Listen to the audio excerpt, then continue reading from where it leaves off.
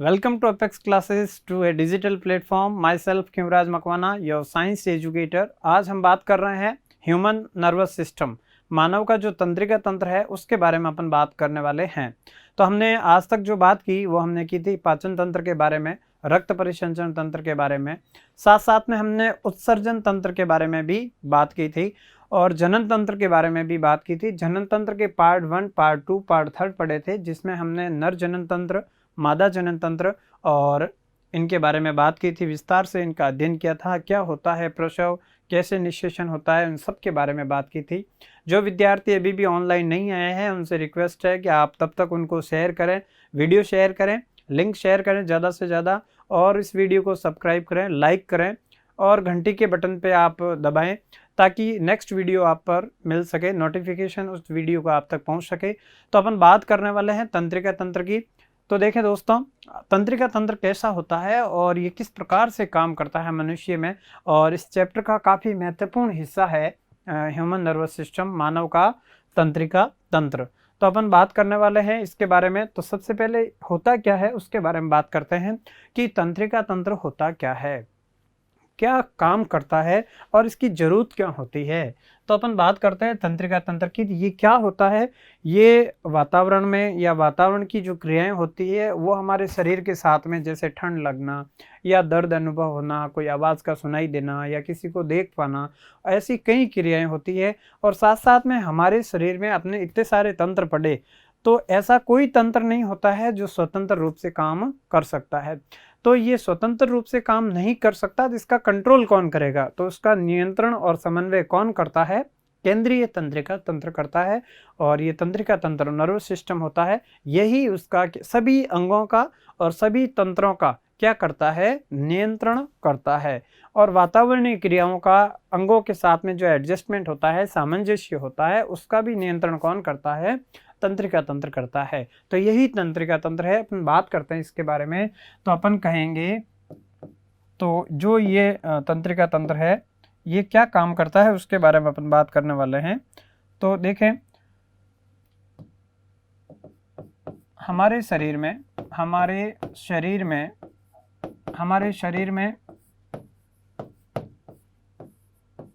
बहुत सारे क्या पाए जाते हैं, अंग, तंत्र आदि पाए जाते हैं। अंग, तंत्र आदि पाए जाते हैं। बहुत सारे अंग तंत्र पाए जाते हैं। कोई तंत्र होता है वो क्या नहीं होता है, स्वतंत्र कार्य नहीं कर पाता है। कोई भी तंत्र स्वतंत्र कार्य नहीं कर पाता है। कोई भी ऐसा सिस्टम नहीं है जो स्वतंत्र कार्य कर पाता है। तो अपन कहेंगे अतः अंगों और जो वातावरण है, या अपन कहें इन अंगों व तंत्रों को नियंत्रित करने के लिए व समन्वय, तो इन अंगों व तंत्रों का समन्वय करने के लिए, का नियंत्रण व समन्वय करने के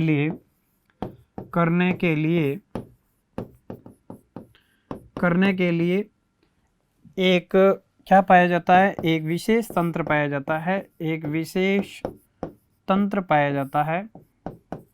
एक विशेष तंत्र होता है जिसे तंत्रिका तंत्र कहते हैं। क्या कहते हैं, तंत्रिका तंत्र कहते हैं। तो हमारे शरीर में क्या होता है, बहुत सारे अंग होते हैं, बहुत सारे तंत्र होते हैं, और ये ऐसा अंग और तंत्र कोई नहीं होता है जो स्वतंत्र रूप से काम कर सके। तो इसको नियंत्रण करने के लिए, सभी अंगों का आपस में नियंत्रण रखने के लिए, इनका एडजस्टमेंट करने के लिए, समन्वय करने के लिए एक विशेष प्रकार का तंत्र होता है जिसे अपन क्या कहते हैं, तंत्रिका तंत्र कहते हैं, नर्वस सिस्टम कहते हैं। वैसे हमारे शरीर में कुछ कोशिकाएं होती है तो उनका भी नियंत्रण और समन्वय ये सिस्टम नहीं कर पाता तंत्रिका तंत्र, तो उनको नियंत्रित करने के लिए हमारे शरीर में एक और तंत्र पाया जाता है जिसको कहते हैं अंतःस्रावी तंत्र। तो ध्यान रखें, हमारे शरीर में कोशिकाओं व कई सारी ग्रंथियों का नियंत्रण करने के लिए एक और तंत्र पाया जाता है जिसको अपन क्या कहते हैं, तंत्रिका तंत्र के साथ साथ में एक और तंत्र होता है जिसका नाम है अंतःस्रावी तंत्र। वो क्या करता है हमारे शरीर में, इसी प्रकार कोशिकाओं व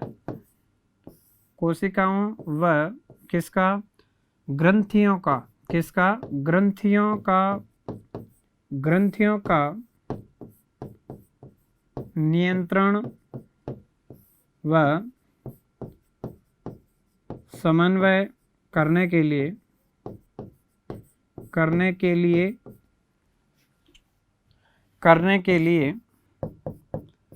एक और तंत्र पाया जाता है जिसे अंतःस्रावी तंत्र कहते हैं। तो अपन कह सकते हैं हमारे शरीर में क्या है, ऐसे दो तंत्र होते हैं जो सभी अंगों का, ग्रंथियों का नियंत्रण और समन्वय करते हैं और अपने शरीर को सही ढंग से व्यवस्थित चलाने का काम करते हैं। उसमें सबसे महत्वपूर्ण तो कौन सा है, तंत्रिका तंत्र। जब ये चैप्टर में ये जो टॉपिक है खत्म हो जाएगा तो उसके बाद अपन अंतःस्रावी तंत्र भी लेंगे, उसका अध्ययन भी करेंगे। अब ये चैप्टर ज़्यादा बड़ा नहीं है। जो विद्यार्थी ऑनलाइन अभी नहीं आए हैं उनको लिंक आप शेयर करें। सबको नमस्कार, बहुत बहुत नमस्कार, धन्यवाद आप सबको। तो आप वीडियो देखते रहें कंटिन्यू और समझने की कोशिश करें। काफ़ी महत्वपूर्ण हिस्सा है ये किताब का दूसरा चैप्टर।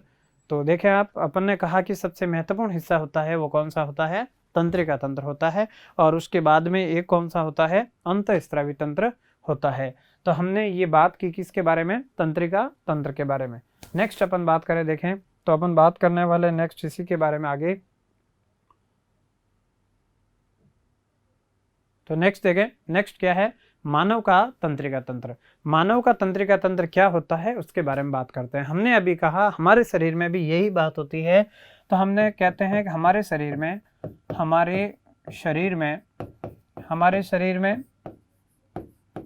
शरीर में अंगों व तंत्रों तथा अन्य तंत्रों व वातावरण के मध्य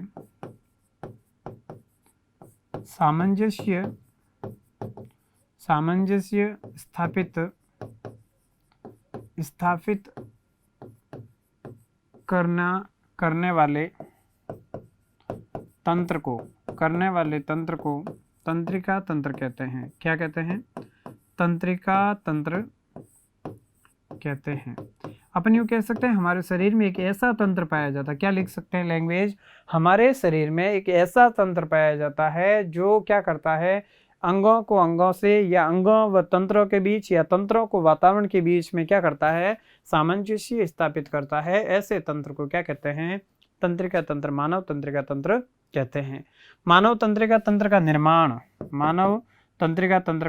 निर्माण, तो हम मानव तंत्रिका तंत्र ही पढ़ रहे हैं। तो तंत्रिका तंत्र का निर्माण मनुष्य में किन भागों से होता है, निर्माण दो भागों से होता है, का निर्माण दो भागों से होता है। तो जो मानव तंत्रिका तंत्र है उसका निर्माण दो भागों से मिलकर होता है। एक होता है, सबसे पहले इसको समझने की कोशिश करें, पहला होता है उसको बोलते हैं केंद्रीय तंत्रिका तंत्र। क्या बोलते हैं भाई, केंद्रीय तंत्रिका तंत्र। इंग्लिश में बोलते हैं सेंट्रल नर्वस सिस्टम यानी CNS। क्या बोलते हैं, CNS। और जो दूसरा होता है वो होता है कौन सा, परिधीय तंत्रिका तंत्र। तो ये परिधीय तंत्रिका तंत्र होता है, इसको इंग्लिश में बोलते हैं PNS। क्या बोलते हैं? PNS, peripheral nervous system. क्या बोलेंगे? Peripheral nervous system. तो ये भाग होते हैं दो, एक होता है केंद्रीय तंत्रिका तंत्र और एक होता है परिधीय तंत्रिका तंत्र। ये बहुत अच्छे से याद रखना है। PNS और CNS, PNS को क्या कहते हैं? पेरिफेरल नर्वस सिस्टम, और CNS को कहते हैं सेंट्रल नर्वस सिस्टम। इन दोनों से मिलकर ही मनुष्य के केंद्रीय तंत्रिका तंत्र और परिधीय तंत्रिका तंत्र दोनों मिलकर किसका निर्माण करते हैं? मानव का तंत्रिका तंत्र का निर्माण करते हैं। तो केंद्रीय तंत्रिका तंत्र और परिधीय तंत्रिका तंत्र दोनों मिलकर किसका निर्माण करेंगे? मानव के तंत्रिका तंत्र का। अब देखो, ये केंद्रीय तंत्रिका तंत्र और परिधीय तंत्रिका तंत्र इस डायग्राम में है कहाँ, ये समझना जरूरी है। तो देखो, सबसे पहले डायग्राम में दे रखा है, एक साइड में ब्रेन दे रखा है, एक दे रखा है स्पाइनल कॉर्ड। ब्रेन जो ये वाला भाग है, मनुष्य के सिर वाला भाग, इसमें ब्रेन दिखाई दे रहा है, और ऊपर ये जो चीज दिख रही है, ये है मनुष्य की खोपड़ी। क्या है? खोपड़ी, स्कल्स कहते हैं। इसके अंदर क्या स्थित होता है? ब्रेन। और यहाँ पे बीच में एक द्रव भी भरा होता है जिसको मेरु द्रव कहेंगे। तो देखें आप, ये ब्रेन है, ब्रेन को हिंदी में क्या कहते हैं अपन? मस्तिष्क। क्या कहेंगे? मस्तिष्क। और मस्तिष्क के साथ साथ में ये लिखा हुआ स्पाइनल कॉर्ड, स्पाइनल कॉर्ड को कहते हैं मेरुरज्जु। क्या कहेंगे? मेरुरज्जु। तो ये ध्यान रखें, मस्तिष्क व मेरुरज्जु ये दोनों मिलकर किसका निर्माण करेंगे भाई? ये दोनों मिलकर निर्माण करेंगे किसका? सेंट्रल नर्वस सिस्टम का। ऊपर लिखा सेंट्रल नर्वस सिस्टम, CNS का निर्माण करेंगे, यानी निर्माण करेंगे केंद्रीय तंत्रिका तंत्र का। किसका निर्माण करेंगे? केंद्रीय तंत्रिका तंत्र का निर्माण करेंगे। तो ये करेंगे भाई केंद्रीय तंत्रिका तंत्र, केंद्रीय तंत्रिका तंत्र का, जिसको अपन कहते हैं CNS। क्या कहेंगे? CNS। तो ये ध्यान रखें, अच्छे से याद हो जाना चाहिए आपको। क्या याद करना है? एक ही चीज कि मस्तिष्क और मेरुरज्जु मिलकर किसका निर्माण करते हैं? केंद्रीय तंत्रिका तंत्र। तो इसका जो निर्माण होता है वो होता है किस किस से? एक तो होता है मस्तिष्क से। किससे होता है? मस्तिष्क से। तो ये एक तो होता है इसका निर्माण मस्तिष्क से, और दूसरा इसका निर्माण होता है वो किससे होता है? वो होता है मेरुरज्जु से। तो इसका नाम मैं यहाँ पे लिख देता हूँ। एक तो होता है मस्तिष्क और दूसरा होता है वो होता है मेरुरज्जु। क्या याद रखना है? मेरुरज्जु, स्पाइनल कॉर्ड। साथ साथ में कुछ होती है तंत्रिकाएं। क्या होती है? तंत्रिकाएं। तो ये सब मिलकर किसका निर्माण करती है? केंद्रीय तंत्रिका तंत्र का निर्माण करती है। फिर देखो, परिधीय तंत्रिका तंत्र का निर्माण किस किस से होता है? तो इसका निर्माण भी डायग्राम में देखें। एक तो दे रखा है, ये देखो यहाँ पे, ये दे रखा है पेरिफेरल नर्वस सिस्टम, जिसको अपन कहते हैं PNS। क्या कहेंगे? PNS, परिधीय तंत्रिका तंत्र। किस किस से होता है? एक इसका निर्माण होता है गैंग्लियन, गैंग्लियन को कहते हैं गुच्छिकाएं। क्या कहेंगे? गुच्छिकाएं, गुच्छिकाएं। और जो दूसरी होती है वो होती है नर्व, नर्व को अपन क्या कहते हैं? तंत्रिकाएं। क्या कहेंगे? तंत्रिकाएं। तो ये तंत्रिकाएं। तो देखो, हाथ से जो निकल के आ रही है, पतली पतली अंगुलियों तक जाती है, जो संवेदनाओं को मस्तिष्क तक ले जाती है। हाथ कहीं पे गर्म है तो अपन हाथ हटा देते हैं, कोई ठंडी भी वस्तु है तो अपन को पता चलता है कि ठंडी वस्तु है। तो ऐसे जो तंत्रिकाएं होती है हाथों में, वो तंत्रिकाएं होती है। पैरों में भी ऐसी तंत्रिकाएं होती है, लेकिन हमारे पीठ के अंदर इस प्रकार की जहां तंत्रिकाएं आकर बहुत सारी मिलकर ऐसे गुच्छे बनाती है, इन गुच्छों को अपन कहते हैं गुच्छिकाएं। क्या कहते हैं? गुच्छिकाएं कहते हैं। तो ऐसी गुच्छिकाएं हमारे शरीर में पाई जाती है। तो ऐसी गुच्छिकाएं हमारे शरीर में पाई जाती है। तो गुच्छिकाएं और क्या? तो और तंत्रिकाएं, गुच्छिकाएं और तंत्रिकाएं मिलकर किसका निर्माण करती है? परिधीय तंत्रिका तंत्र का निर्माण करती है। केंद्रीय तंत्रिका तंत्र का निर्माण कौन करते हैं? मस्तिष्क और मेरुरज्जु। तो अपन बात करेंगे परिधीय तंत्रिका तंत्र का निर्माण। एक तो होता है किससे? गुच्छिकाओं से। किससे होता है? गुच्छिकाओं से। ठीक है। और जो दूसरी चीज होती है उसको बोलते हैं तंत्रिकाएं। क्या बोलेंगे? तंत्रिकाएं। ये भी 2 प्रकार की होती है, 3 प्रकार की होती है जो भी, तो अपन आगे पढ़ेंगे। संवेदी तंत्रिकाएं होती है, प्रेरक तंत्रिकाएं होती है, मिक्स तंत्रिकाएं भी होती है, मिश्रित, लेकिन वो आपके कोर्स में नहीं है। संवेदी तंत्रिकाएं होती है, और कौन सी होती है? प्रेरक तंत्रिकाएं। देखो, संवेदी को इंग्लिश में कहते हैं सेंसरी नर्व, और प्रेरक को कहते हैं मोटर नर्व। तो ये ध्यान रखें, संवेदी तंत्रिकाएं संवेदनाओं को लेकर कहाँ जाती है? मस्तिष्क तक। कहाँ ले जाती है? मस्तिष्क तक। और प्रेरक तंत्रिकाएं वापस मस्तिष्क से मेरुरज्जु से होती हुई कहाँ आती है? अंगों तक। तो अंगों से मस्तिष्क तक कौन लेके जाती है? संवेदी तंत्रिकाएं। संवेदनाओं को ग्रहण किया और मस्तिष्क तक ले जाए। मस्तिष्क ने वापस जो आदेश दिया मेरुरज्जु से होती हुई अंगों तक कौन लाती है? कौन ले जाती है? मोटर प्रेरक तंत्रिका, यानी प्रेरणाएं जो मस्तिष्क देता है वो लाती है वो प्रेरक, और जो संवेदनाओं को लेके जाती है वो संवेदी तंत्रिकाएं। तो तंत्रिकाएं भी दो प्रकार की होगी। आपको इतना याद रखना है अभी तक, मानव तंत्रिका तंत्र क्या होता है? तो हमारे शरीर में अंगों व तंत्रों तथा तंत्र व अन्य अंगों के मध्य, वातावरण के मध्य सामंजस्य स्थापित करने के लिए क्या पाया जाता है? एक तंत्र पाया जाता है, जिसको अपन क्या कहते हैं? तंत्रिका तंत्र कहते हैं। जो तंत्रिका तंत्र का निर्माण है वो दो भागों से होता है। किस किस से होता है? एक होता है केंद्रीय तंत्रिका तंत्र, सेंट्रल नर्वस सिस्टम। ये किससे बना होता है? मस्तिष्क और मेरुरज्जु और कुछ तंत्रिकाएं। ठीक है। दूसरा भाग कौन सा है? परिधीय तंत्रिका तंत्र, पीएनएस, पेरिफेरल नर्वस सिस्टम। ये दो भागों से मिलकर बना होता है, एक गुच्छिकाएं और एक होती है तंत्रिकाएं। समझ में आया होगा आई होप।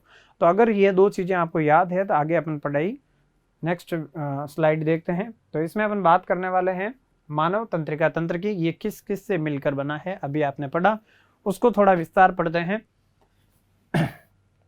जो मानव तंत्रिका तंत्र है वो मुख्यतः इन चीजों से मिलकर बना होता है। किन चीजों से मिलकर बना होता है? तो ये बना होता है मुख्यतः इन चीजों से।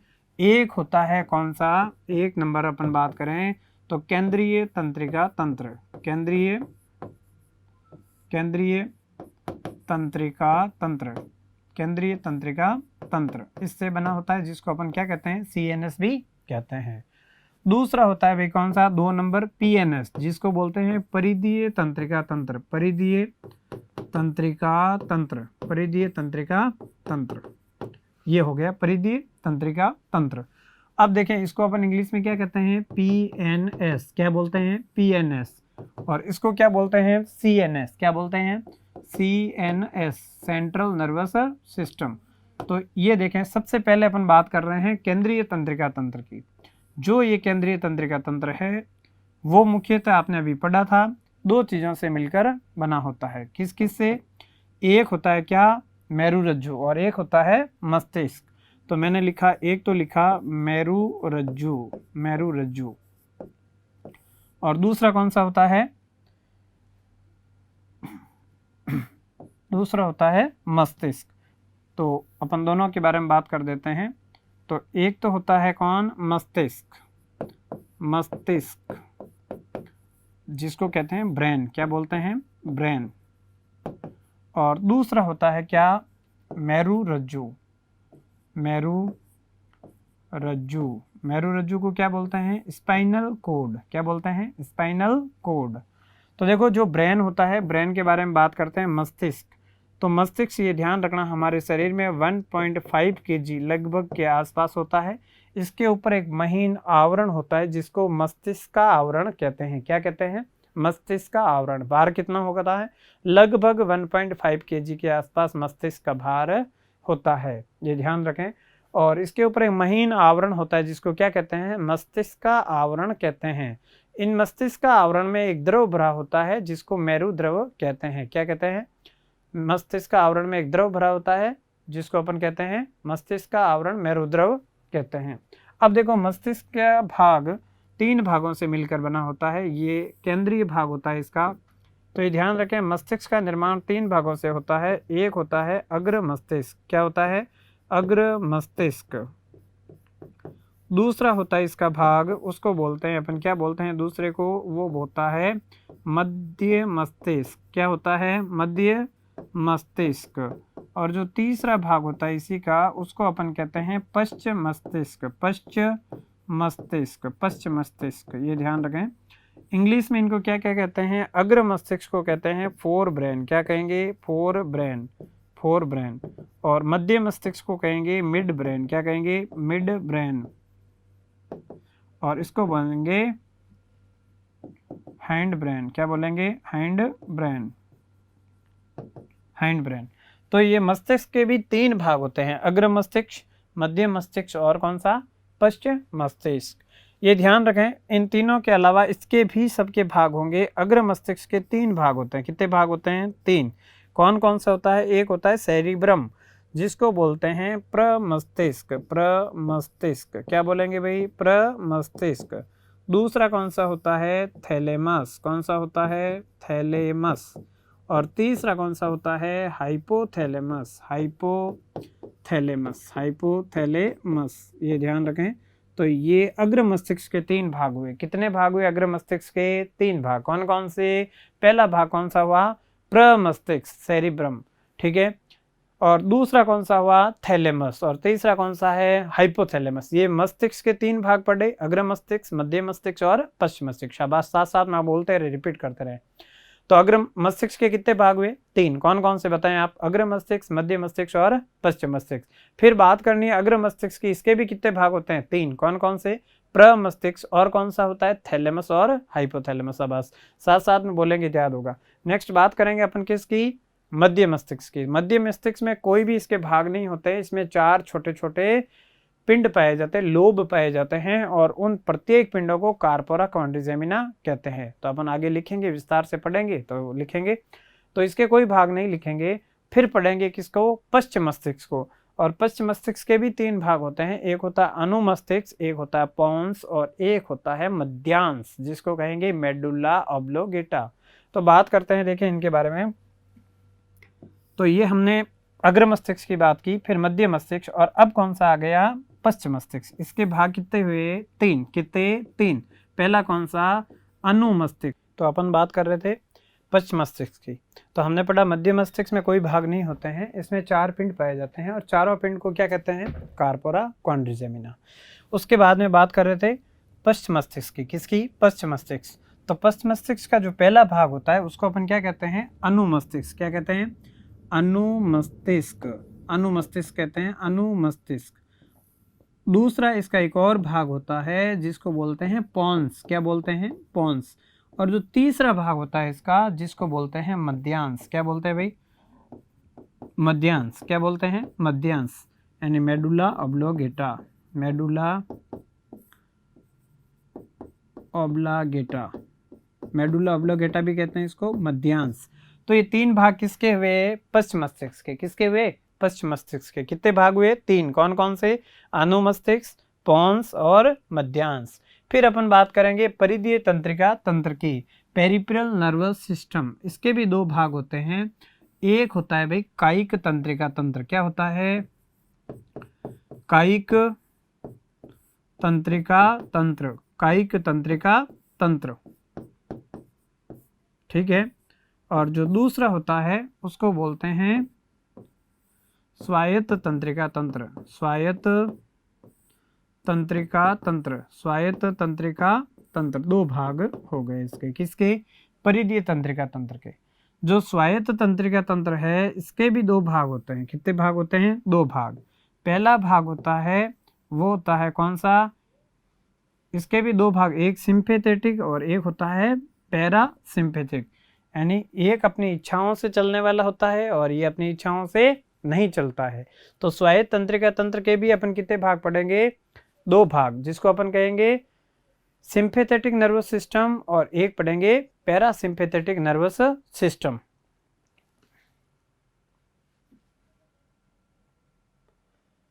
एक हो गया देखो स्वायत्त तंत्रिका तंत्र के 2 भाग, और अपन पढ़ेंगे कायिक तंत्रिका तंत्र और स्वायत्त तंत्रिका तंत्र। तो स्वायत्त तंत्रिका तंत्र के कितने भाग होंगे? 2 भाग। कितने भाग होंगे? 2 भाग। तो 2 भाग कौन कौन से होंगे? एक होंगे अनुकंपी। कौन सा होगा? अनुकंपी तंत्रिका तंत्र। अनुकंपी तंत्रिका तंत्र। अनुकंपी तंत्रिका तंत्र। और दूसरा होगा वो होगा कौन सा? परानुकंपी। परानुकंपी तंत्रिका तंत्र। तंत्रिका तंत्र। इनके बारे में अपन बात करने वाले हैं। तो ये बोर्ड पे जो टेबल बनी है वो आपको अगर याद है तो इसमें कितना भी बड़ा क्वेश्चन आए आप आराम से कर सकते हैं। कैसे? सबसे पहले मानव तंत्रिका तंत्र क्या है? 2 भागों से मिलकर बना, केंद्रीय तंत्रिका तंत्र और परिधीय तंत्रिका तंत्र। बस पहले ये याद कर लो आप, परिधीय तंत्रिका तंत्र बाद में याद करेंगे। तो देखो, मानव का केंद्रीय तंत्रिका तंत्र का विस्तार से वर्णन पूछे तो इसका निर्माण किससे होता है? मस्तिष्क और मेरुरज्जु से। किससे होता है? मस्तिष्क और मेरुरज्जु से इसका निर्माण होता है। मस्तिष्क और मेरुरज्जु से इसका निर्माण होता है।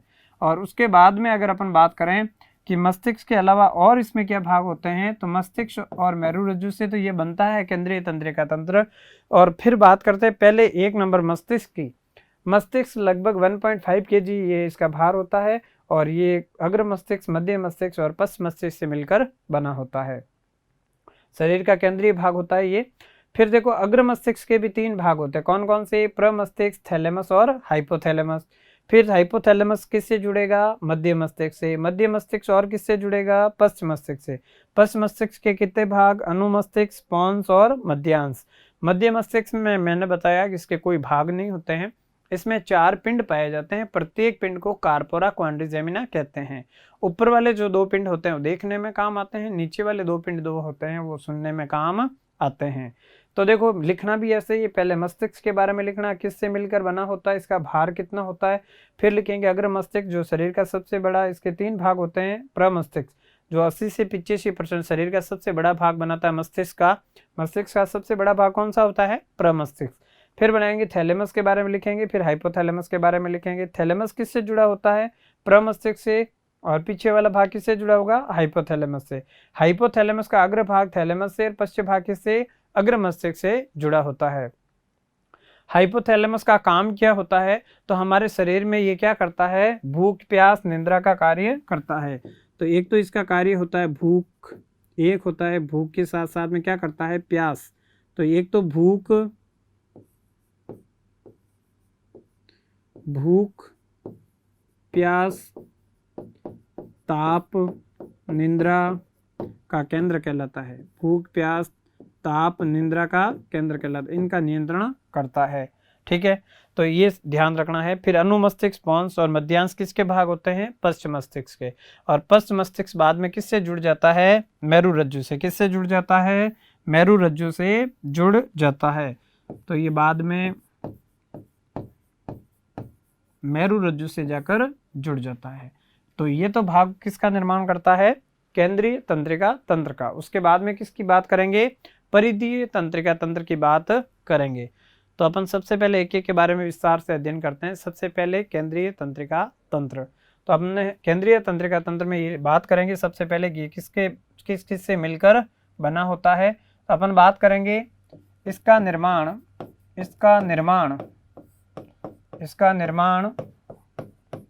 किससे होता है भाई? मस्तिष्क व मेरुरज्जु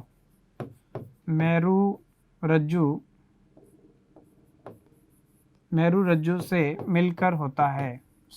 मिलकर होता है। तो मस्तिष्क व मेरुरज्जु से मिलकर होता है। किसका निर्माण होता है? सेंट्रल नर्वस सिस्टम का निर्माण होता है। ठीक है, केंद्रीय तंत्रिका तंत्र का निर्माण होता है। अपन सिर्फ CNS पढ़ रहे हैं, PNS नहीं पढ़ रहे हैं। सेंट्रल नर्वस सिस्टम, तो ये पढ़ रहे हैं सेंट्रल नर्वस सिस्टम। और इसका निर्माण किससे होता है? मस्तिष्क मेरुरज्जु से मिलकर होता है। फिर लिखेंगे इसमें मस्तिष्क केंद्रीय भाग होता है। ठीक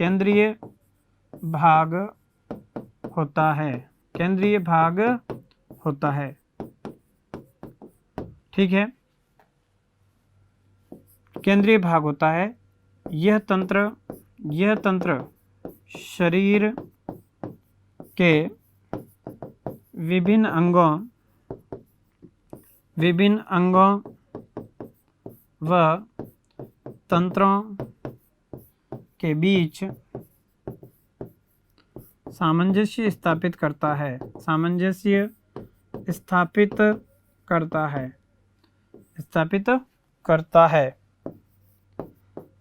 तो ये तो अपने नॉर्मली इंट्रोडक्शन लिखा किसके बारे में? केंद्रीय तंत्रिका तंत्र के बारे में। ये किस से मिलकर बना होता है? एक मस्तिष्क से मिलकर बना होता है। और किससे मिलकर बना होता है? मेरुरज्जु से मिलकर बना होता है।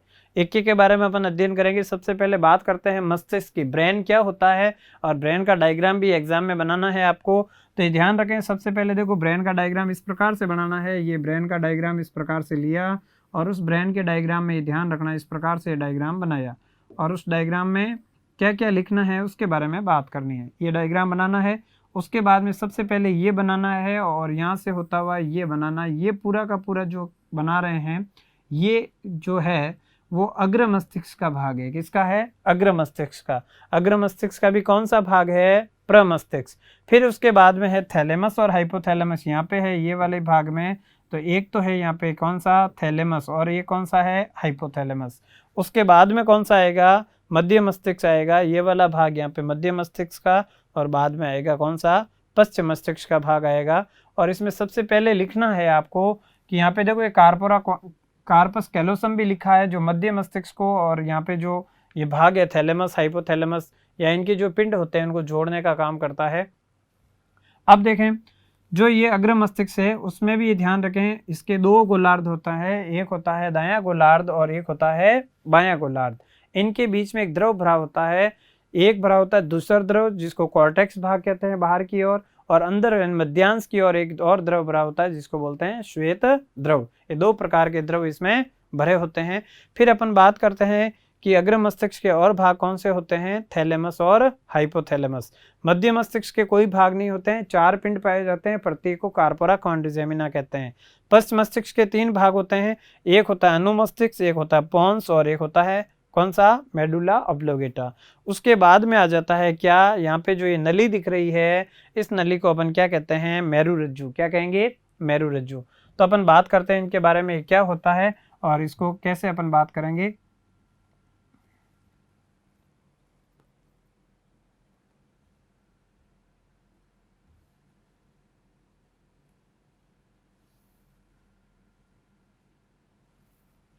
तो देखें, अपन बात करते हैं एक के बारे में। सबसे पहले अपन बात करते हैं मस्तिष्क। तो मस्तिष्क में अपन ये कहेंगे कि ये बंद खोपड़ी के अंदर होता है। कहाँ होता है? बंद खोपड़ी के अंदर स्थित होता है। तो बंद खोपड़ी के अंदर ये स्थित होता है, और ये क्या काम करता है उसके बारे में भी अपन बात करने वाले हैं कि ये क्या काम करेगा। तो ये ध्यान रखें, मस्तिष्क है यह खोपड़ी में स्थित होता है। कहाँ स्थित होता है? खोपड़ी में स्थित होता है। इस पर एक महीन आवरण होता है। इस पर एक महीन आवरण होता है। महीन आवरण पाया जाता है। महीन आवरण पाया जाता है जिसे मस्तिष्कावरण कहते हैं। तथा और क्या होता है? तथा इसमें एक द्रव भरा होता है। इसमें एक द्रव होता है। किसमें? मस्तिष्क का आवरण में द्रव होता है जिसे प्रमस्तिष्क मेरुद्रव या फिर कह सकते हैं मेरुद्रव कहते हैं। क्या कहते हैं? मेरुद्रव कहते हैं। जिसे क्या कहते हैं? मेरुद्रव कहते हैं। तो ये स्पाइनल फ्लूइड भी पाया जाता है जो मेरुरज्जु में भी होता है। और यहाँ पे कौन सा द्रव होता है? प्रमस्तिष्क का आवरण में एक और द्रव होता है जो मेरुद्रव कहलाता है। ये यहाँ पे पाया जाता है जो घर्षण को कम करता है, बाहरी आघातों से मस्तिष्क की क्या करता है? रक्षा करता है। खोपड़ी के बीच में यहाँ पे एक द्रव भरा होता है और ये क्या करता है? मस्तिष्क की बाहरी आघातों से रक्षा करता है। तो ये ध्यान रखें, ये बंद खोपड़ी के अंदर स्थित होता है ये, और ये लगभग क्या होता है?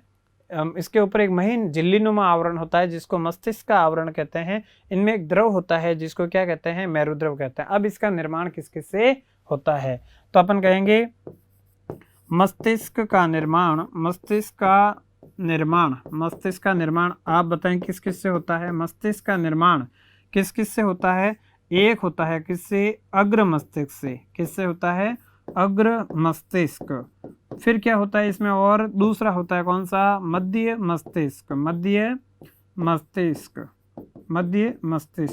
और तीसरा कौन सा होता है? तीसरा होता है मस्तिष्क का निर्माण में तीसरा कौन सा होगा? पश्च मस्तिष्क। पश्च मस्तिष्क, ये तीनों मिलकर मस्तिष्क का निर्माण करते हैं। इसका भार पूछ ले तो लगभग यह कितना होता है? 1.5 kg भार होता है। इसका भार लगभग कितना होता है? 1500 ग्राम कहें या 1.5 kg भार होता है। ये शरीर का सबसे जटिलतम अंग होता है, बहुत ही जटिल इसकी संरचना होती है, तो अपन कहेंगे शरीर का सबसे जटिल अंग है। इसका भार लगभग कितना है? 1.5 kg के आसपास है। ये खोपड़ी में स्थित होता है तथा इसके ऊपर एक महीन आवरण होता है जिसको क्या कहते हैं? मस्तिष्क के ऊपर आवरण, तो मस्तिष्क का आवरण कहेंगे। उसमें मेरुद्रव भरा होता है और यह अग्र मस्तिष्क, मध्य मस्तिष्क और पश्च मस्तिष्क से मिलकर बना होता है। कितना इजी है? बहुत इजी है। क्या है ये? एक क्या है? अत्यधिक जटिल अंग है। इसका भार कितना है? 1.5 kg है और इसके ऊपर महीन झिल्लीनुमा आवरण होता है। ये खोपड़ी के अंदर स्थित होता है। इस महीन झिल्लीनुमा आवरण को क्या कहते हैं? मस्तिष्क का आवरण कहते हैं। फिर अपन कहेंगे इसमें एक द्रव होता है जिसे मेरुद्रव कहते हैं और इसके 3 भागों से मिलकर ये बना होता है। अग्र मस्तिष्क फोर ब्रेन, मध्य मस्तिष्क मिड ब्रेन और पश्च मस्तिष्क हैंड ब्रेन, इन तीनों से मिलकर बना होता है। सुंदर डायग्राम भी आपको आना चाहिए। फिर बात करते हैं इसके अलावा, देखें अग्र मस्तिष्क क्या होता है। अभी आपने बात की कि मस्तिष्क किससे मिलकर बना होता है? अग्र मस्तिष्क, मध्य मस्तिष्क और पश्च मस्तिष्क से। तो अपन बात करें सबसे पहले अग्र मस्तिष्क क्या होता है और ये किससे मिला होता है। अपन बात करें आगे का भाग है वो अग्र मस्तिष्क है और उसके और भी भाग होंगे, 3 भाग होंगे। मैंने आपको बताया था अग्र मस्तिष्क 3 चीजों से मिलकर बना होता है, तो ये ध्यान रखें। इसका निर्माण किस चीज से होता है? इसका निर्माण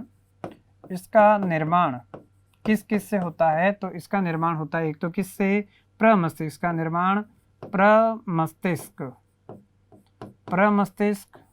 फिर क्या?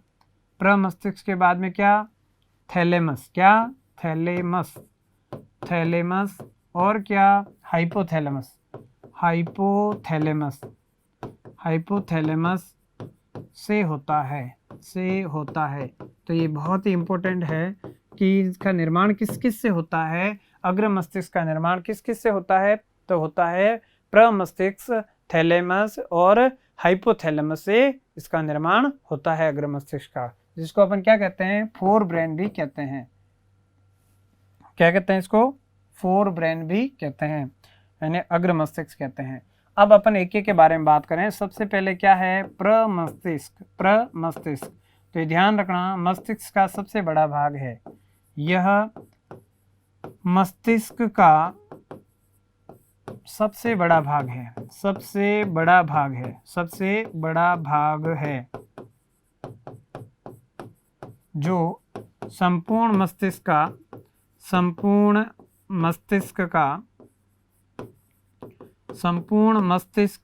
का कितना भाग? लगभग 80 से 85% भाग का निर्माण करता है। 80 से 85% भाग का निर्माण करता है।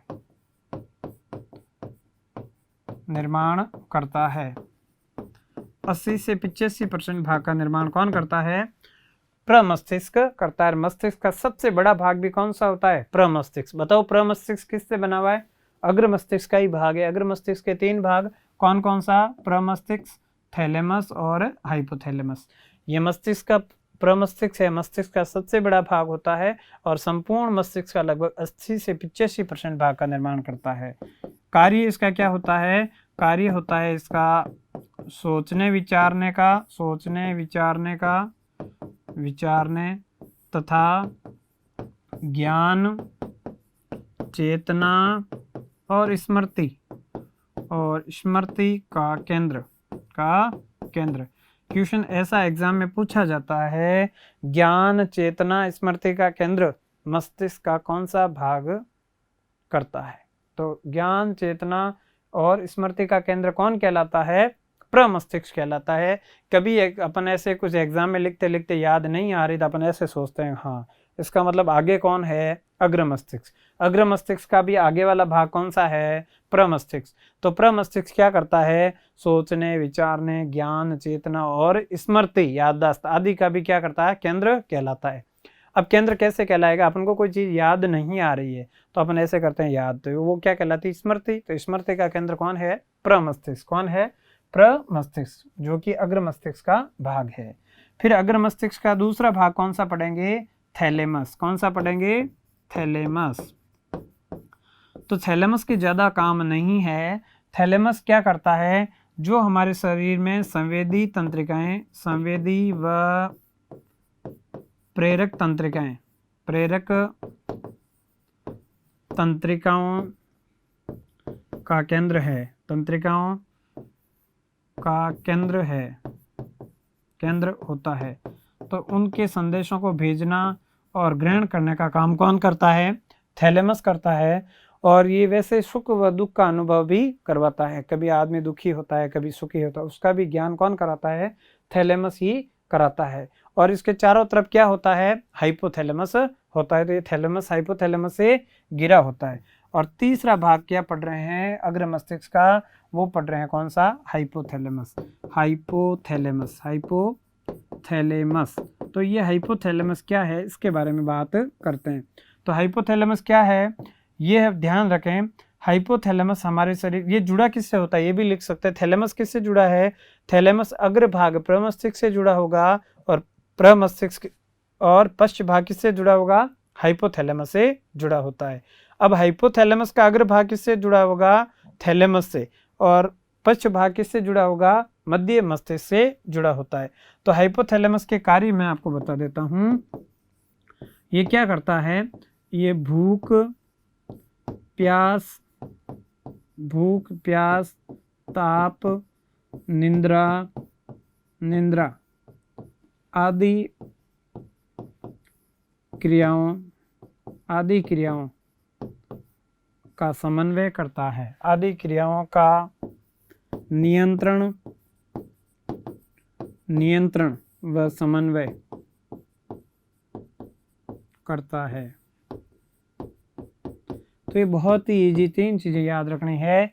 मस्तिष्क के 3 भाग, अग्र मस्तिष्क, मध्य मस्तिष्क और पश्चिम मस्तिष्क। अग्र मस्तिष्क पहला लिया, उसके भी 3 भाग, कौन कौन से, प्रमस्तिष्क सोचना ज्ञान चेतना का केंद्र कहलाता है। फिर थैलेमस जो संवेदनाओं कौन सी, प्रेरक व मोटर, यानी प्रेरक और संवेदी तंत्रिकाओं का केंद्र। तीसरा कौन सा, हाइपोथैलेमस जो भूख प्यास और ताप निंद्रा का नियंत्रण व समन्वय करता है। ये एग्जाम की व्यू से बहुत ही महत्वपूर्ण क्वेश्चन, ये ध्यान रखें। कौन सा क्वेश्चन सबसे महत्वपूर्ण है, हाइपोथैलेमस वाला सबसे महत्वपूर्ण है, हाइपोथैलेमस। ये बहुत ही इंपॉर्टेंट एग्जाम की व्यू से क्वेश्चन है। क्वेश्चन ये पूछा जाता है आपसे कि भूख प्यास व ताप निंद्रा को नियंत्रण और समन्वय का कार्य कौन करता है, तो वो कौन करता है भाई, हाइपोथैलेमस करता है। कौन करता है, हाइपोथैलेमस एक ऐसा भाग है जो क्या करता है, भूख प्यास ताप निंद्रा आदि का नियंत्रण और समन्वय करता है। ये एग्जाम से दृष्टि से सबसे महत्वपूर्ण क्वेश्चन है, तो ये ध्यान रखें। अग्र मस्तिष्क पूरा कंप्लीट हुआ, जिसके 3 भाग है, प्रमस्तिष्क, थैलेमस और हाइपोथैलेमस। अब अपन पढ़ेंगे मध्य मस्तिष्क और पश्च मस्तिष्क। बहुत इजी है आगे वाला भी। तो अपन बात कर रहे हैं किसका, मध्य मस्तिष्क। तो ये ध्यान रखें, मध्य मस्तिष्क किससे बना होता है, इसका अग्र भाग जुड़ा होगा हाइपोथैलेमस से, पश्च भाग जुड़ा होगा किससे, पश्च मस्तिष्क से। तो ध्यान रखें, इसका निर्माण किससे होता है, इसका निर्माण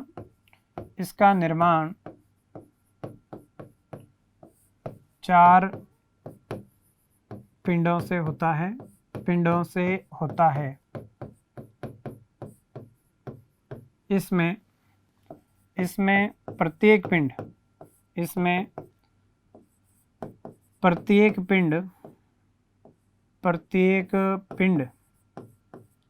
प्रत्येक पिंड को कार्पोरा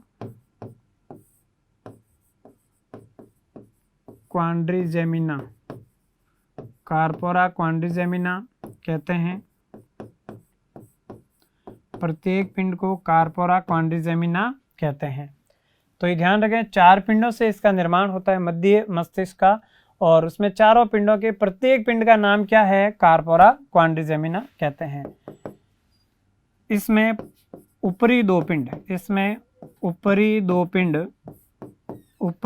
पिंड देखने में काम आते हैं, तथा निचले निचले दो पिंड, निचले दो पिंड सुनने में काम आते हैं, सुनने में काम आते हैं। तो ये ध्यान रखें। देखो ये इस प्रकार के, माना कि ये एक पिंड हो गया, ये दूसरा पिंड, दो पिंड हो गए, दो पिंड इस प्रकार नीचे हो गए, टोटल 4 पिंडों से इसका निर्माण होता है। तो 4 पिंड मिलकर किसका निर्माण करते हैं? मध्य मस्तिष्क का निर्माण करते हैं। ऊपर वाले 2 पिंड कहाँ काम आते हैं? ऊपर वाले 2 पिंड है वो देखने में काम आते हैं। नीचे वाले 2 पिंड कहाँ काम आते हैं? सुनने में काम आते हैं। प्रत्येक पिंड को क्या कहते हैं? तो प्रत्येक पिंड को कार्पोरा क्वाड्रिजेमिना कहते हैं। एग्जाम की दृष्टि से सबसे महत्वपूर्ण क्वेश्चन है, तो आपको बहुत अच्छे से याद रखना है। मध्य मस्तिष्क के प्रत्येक पिंड को क्या कहते हैं? क्या कहते हैं?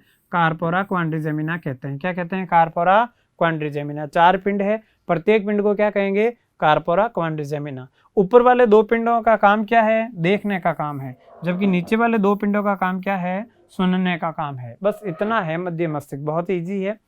पहले अग्र मस्तिष्क पढ़ा, उसके 3 भाग पढ़े, प्रमस्तिष्क को थैलेमस और हाइपोथैलेमस। फिर मध्य मस्तिष्क, इसके कोई भाग नहीं होते हैं, 4 पिंड होते हैं, प्रत्येक पिंड को कार्पोरा क्वाड्रिजेमिना कहते हैं। ऊपर वाले 2 पिंड होते हैं यहाँ पे, जो देखने में काम आते हैं, दृष्टि में सहायक होते हैं, और बाकी श्रवण में यानी सुनने में सहायक होते हैं। कौन से? निचले 2 पिंड। तो ये आपको आना चाहिए मध्य मस्तिष्क। और अंतिम भाग इसका है वो है पश्च मस्तिष्क, यानी कि हैंड ब्रेन। ये किससे मिलकर बना होता है? इसका निर्माण भी, इसका निर्माण किससे होता है? तो हमने पढ़ा था कि इसका निर्माण होता है, इसका निर्माण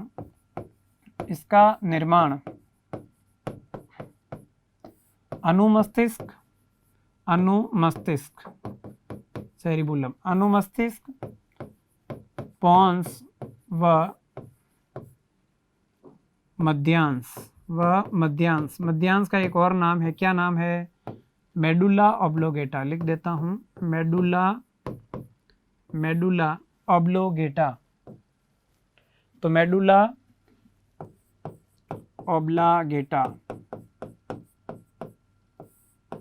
तो इसका निर्माण अनुमस्तिष्क, पोन्स, मध्यांश का एक और नाम कौन सा है? मेडुला ऑब्लोगेटा से मिलकर होता है, मिलकर होता है। इससे मिलकर किसका निर्माण होता है? पश्च मस्तिष्क का निर्माण होता है। अब पश्च मस्तिष्क के बारे में और बात करते हैं कि होता क्या है, किस किस के बारे में बात करते हैं। सबसे पहले बात करें कौन सी? अनुमस्तिष्क। कौन सा? अनुमस्तिष्क। तो अनुमस्तिष्क होता क्या है?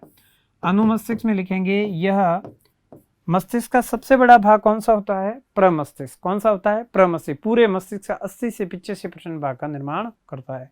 मस्तिष्क का दूसरा सबसे बड़ा भाग कौन सा होता है? अनुमस्तिष्क। यह मस्तिष्क का दूसरा सबसे बड़ा भाग है, दूसरा सबसे बड़ा भाग है, सबसे बड़ा भाग है, बड़ा भाग होता है।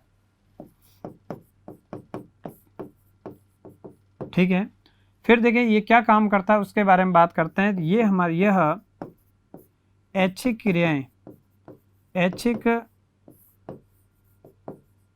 क्रियाओं पर नियंत्रण व समन्वय करता है, वह समन्वय करता है। जो ऐच्छिक क्रियाएं होती है उन पर अपना नियंत्रण और समन्वय कौन रखता है? अनुमस्तिष्क रखता है। उसके बाद दूसरा कौन सा है? पोन्स। कौन सा है? पोन्स।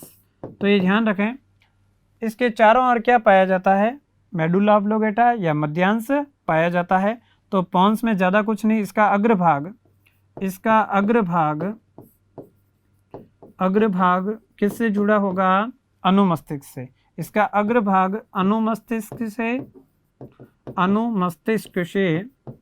तथा पश्च भाग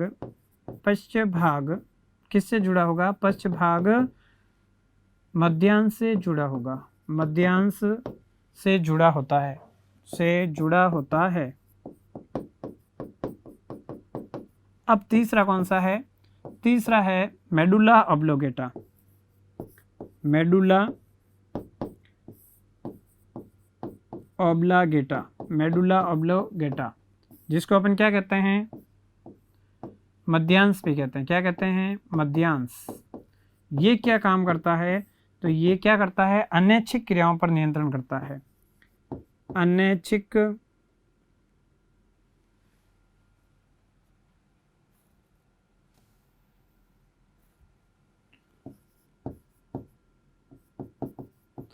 अनैच्छिक क्रियाओं पर नियंत्रण करता है, पर नियंत्रण रखता है या करता है। जैसे कि हृदय दर, जैसे हृदय दर, जैसे हृदय दर, हृदय दर का नियंत्रण व नियमन भी कौन करता है? मेडुला ऑब्लोगेटा। कहने का मतलब ये है कि अगर मस्तिष्क में जोर की चोट लगे और मेडुला ऑब्लोगेटा नष्ट हो जाए तो हृदय दर कभी तेज होगी, कभी कम होगी, जिसके कारण हार्ट अटैक आके भी मनुष्य की मृत्यु हो सकती है। तो हमने यही कहा था कि एक अंग दूसरे अंगों को क्या करता है? नियंत्रित और समन्वय करता है। कोई भी काम स्वतंत्र रूप से कार्य नहीं कर सकता। हृदय कंटिन्यू धड़कता है तो वो स्वतंत्र रूप से काम नहीं कर सकता जब तक कि नर्वस सिस्टम काम ना करे। अगर ये मेडुला ऑब्लोगेटा नर्वस सिस्टम का काम करना बंद कर दे या चोट के कारण डैमेज हो जाए, नष्ट हो जाए, तो हृदय दर कभी तेज धड़केगी, कभी कम धड़केगी, जिसके कारण क्या होगा? हार्ट अटैक हो जाएगा और हृदय गति रुक जाएगी, मनुष्य की मृत्यु हो जाएगी। तो कहने का मतलब प्रत्येक अंग क्या है? बहुत ही महत्वपूर्ण होते हैं और प्रत्येक तंत्र एक दूसरे तंत्र से क्या होते हैं? जुड़े हुए होते हैं। बात करते हैं नेक्स्ट अपन। तो नेक्स्ट है कौन सा? मेरुरज्जु। हमने मस्तिष्क पढ़ा। मस्तिष्क में हमने पढ़ा था कौन सा? अग्र मस्तिष्क, मध्य मस्तिष्क और पश्चिम मस्तिष्क। बात कर रहे हैं अपन किसकी? केंद्रीय तंत्रिका तंत्र की। तो केंद्रीय तंत्रिका तंत्र के दो भाग थे, एक था मस्तिष्क और एक था मेरुरज्जु। मस्तिष्क हमने पूरा पढ़ लिया। मस्तिष्क के तीन भाग, अग्र मस्तिष्क, मध्य मस्तिष्क, पश्चिम मस्तिष्क। अग्र मस्तिष्क के भी तीन भाग, प्रमस्तिष्क, थैलेमस, हाइपोथैलेमस। मध्य मस्तिष्क के कोई भाग नहीं, चार पिंड, प्रत्येक कार्पोरा क्वाड्रिसेमिना। फिर पश्चिम मस्तिष्क, उसके भी तीन भाग, अनुमस्तिष्क, पोन्स और मेडुला ऑब्लोगेटा। अब बात कर रहे हैं किसकी? मेरुरज्जु की, जिनको बोलते हैं स्पाइनल कोड, जो कि पश्चिम मस्तिष्क के नीचे पतली सी लंबी नली होती है। तो ये क्या होती है? लगभग 25 सेंटीमीटर, कितनी? 25 सेंटीमीटर लंबी नली होती है। लंबी बेलनाकार, बेलनाकार लंबी बेलनाकार नली होती है, नली होती है, नली होती है। ठीक है। इस नली में भी क्या होता है? इसके भीतर के भाग में, भीतर के भाग में दूसर द्रव, दूसर द्रव, ग्रे मैटर, दूसर द्रव होता है, दूसर द्रव होता है। जबकि जबकि बाहर की ओर, जबकि बाहर की ओर, बाहर की ओर श्वेत द्रव होता है। क्या होता है? श्वेत द्रव्य होता है। तो ध्यान रखें, एक 25 सेंटीमीटर लंबी नली होती है बेलनाकार। इसके भीतरी भाग में दूसर द्रव्य भरा हुआ होता है और बाहर की ओर कौन सा द्रव भरा होता है? श्वेत द्रव्य भरा होता है। ग्रे मैटर और व्हाइट मैटर भरे होते हैं। इसका काम क्या होता है? मस्तिष्क से अंगों तक जो भी संदेश जाते हैं, या अपन कहेंगे कि जो सेंसरी नर्व होती है, मोटर नर्व होती है, जिनको प्रेरक तंत्रिकाएं और क्या कहते हैं? प्रेरक तंत्रिकाओं के अलावा संवेदी तंत्रिकाएं, तो उनके जो भी मैसेज होते हैं ये मस्तिष्क तक पहुंचाता है और उनको वापस भेजता है। तो ये ध्यान रखें, जो भी संदेश होते हैं या संवेदनाएं होती है, संवेदनाओं को क्या करता है? यह संवेदी तंत्रिकाएं, संवेदी तंत्रिकाएं व प्रेरक तंत्रिकाएं, जो भी संवेदी तंत्रिकाएं हैं और प्रेरक तंत्रिकाएं होती है, के संदेशों को अंगों से मस्तिष्क को, अंगों से मस्तिष्क को व मस्तिष्क से वापस अंगों तक भेजने का काम करता है, भेजने का कार्य करता है। ये इसका काम होता है। ये ध्यान रखें, जैसे अंग से कोई मैसेज मस्तिष्क तक जा रहा है तो वो लेके जाएगी सेंसरी नर्व, जिसको कहेंगे संवेदी तंत्रिकाएं। कोई भी चीज हलचल हुई तो मस्तिष्क को कैसे पता चलेगा? संवेदी तंत्रिकाओं द्वारा। मैसेज जो भी वापस मस्तिष्क देगा ब्रेन, उसको वापस अंगों तक कौन लेके आएगी? मोटर नर्व, जिनको कहेंगे प्रेरक तंत्रिकाएं। तो आज हमने पढ़ा था क्या? मनुष्य का तंत्रिका तंत्र, और उसके दो भाग पढ़े, सेंट्रल नर्वस सिस्टम, केंद्रीय तंत्रिका तंत्र और परिधीय तंत्रिका तंत्र। आज हमने केवल एक ही बात की, किसकी? केंद्रीय तंत्रिका तंत्र की, सेंट्रल नर्वस सिस्टम की। उसमें हमने क्या पढ़ा था? तो सेंट्रल नर्वस सिस्टम में हमने ये पढ़ा था कि उसमें दो भाग होते हैं। कौन कौन से दो भाग होते हैं? तो हमने ये पढ़ा था कि उसके भाग होते हैं दो। एक होता है कौन सा? मस्तिष्क। दूसरा कौन सा होता है? मेरुरज्जु। मस्तिष्क के तीन भाग होते हैं, अग्र मस्तिष्क, मध्य मस्तिष्क और पश्चिम मस्तिष्क। फिर हमने ये पढ़ा था कि अग्र मस्तिष्क के तीन भाग, प्रमस्तिष्क, थैलेमस और हाइपोथैलेमस। मध्य मस्तिष्क के कोई भाग नहीं होते हैं, चार पिंड होते हैं, प्रत्येक को क्वाड्रिजेमिना कहते हैं। फिर हमने क्या पढ़ा? पश्चिम मस्तिष्क, जिसमें अनुमस्तिष्क, थैलेमस और हाइपोथैलेमस के बारे में बात की थी। और लास्ट हमने किसकी बात की? मेरुरज्जु की। कहने का मतलब क्या पढ़ लिया आपने? केंद्रीय तंत्रिका तंत्र पूरा अध्ययन किया। फिर अपन किसका बात करने वाले हैं? परिधीय तंत्रिका तंत्र की बात करेंगे। परिधीय तंत्रिका तंत्र क्या होता है? तो हमने ये पूरा विस्तार से अध्ययन किया। अगर एग्जाम में आता है ये क्वेश्चन, केंद्रीय तंत्रिका तंत्र को विस्तार से समझिए, तो आराम से आप ये क्वेश्चन कर सकते हैं। अगर वीडियो लाइक आया, आपको समझ में आया है, तो वीडियो को लाइक करें, शेयर करें, सब्सक्राइब करें, ज़्यादा से ज़्यादा दोस्तों को शेयर करें। और नेक्स्ट वीडियो अपन बात करने वाले हैं किसके बारे में? परिधीय तंत्रिका तंत्र के बारे में बात करेंगे। तब तक के लिए आपको thank you so much. Subscribe करें हमारा apex classes edutech YouTube channel, साथ ही बेल आइकन को क्लिक करना बिल्कुल ना भूलें, ताकि आगे आने वाले सभी यूट्यूब वीडियोस की अपडेटेड नोटिफिकेशंस सबसे पहले आपको मिले। Apex classes edutech, subscribe now.